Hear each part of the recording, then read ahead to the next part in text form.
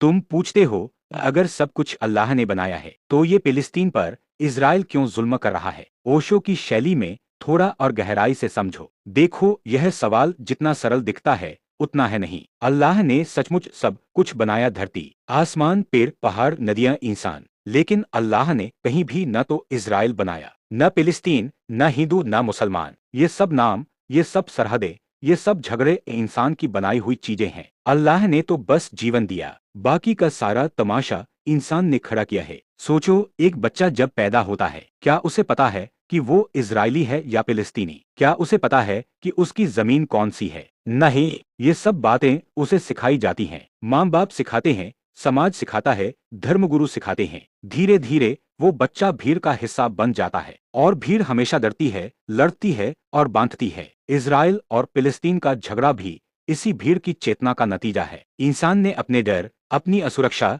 अपनी भूख को धर्म और जमीन के नाम पर ढाल लिया है। हर कोई चाहता है कि उसकी पहचान सबसे ऊपर हो, उसकी जमीन सबसे पवित्र हो। इसी चाह में इंसान इतना अंधा हो जाता है कि वह दूसरे इंसान को देख ही नहीं पाता, सिर्फ दुश्मन देखता है। अब तुम पूछो, अगर अल्लाह ने बनाया तो ये जुल्म क्यों? तो समझो, अल्लाह ने तो सिर्फ बीज दिया था। उस बीज को क्या बनाना है, फूल या कांटा, ये इंसान पर छोड़ दिया। अल्लाह ने आजादी दी है, और आजादी का मतलब है तुम चाहे तो प्रेम करो, चाहे तो नफरत करो। तुम्हारे कर्म तुम्हारे हैं, उनका फल भी तुम्हें ही मिलेगा। इजराइल और फिलिस्तीन दोनों अपने अपने धर्म, अपने अपने इतिहास, अपने अपने दर्द के साथ लड़ रहे हैं। हर कोई अपनी पीड़ा को सबसे बड़ा मानता है, लेकिन कोई नहीं देखता कि दूसरे की आंख में भी वही आंसू है, दूसरे के दिल में भी वही दर्द है। ओशो कहते, जब तक इंसान बाहर देखता रहेगा, समस्या कभी हल नहीं होगी। समाधान भीतर है,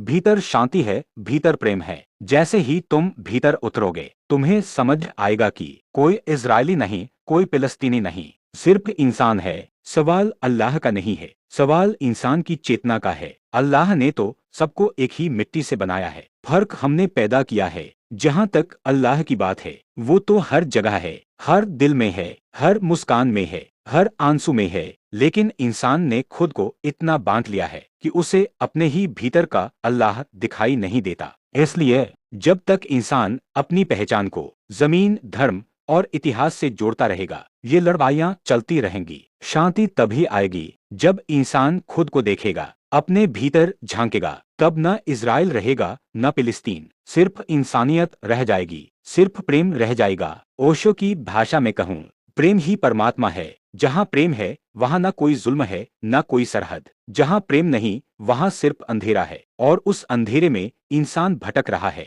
जागो और देखो, तुम भी वही हो जो तुम्हारा दुश्मन है। दूसरे की आंख में देखो, वहाँ भी वही अल्लाह है जो तुम्हारे भीतर है। यही समझ आ जाए तो सारे झगड़े खत्म हो जाए। तब न कोई जुल्म करेगा, न कोई सहन करेगा, सिर्फ प्रेम बचेगा, सिर्फ शांति बचेगी।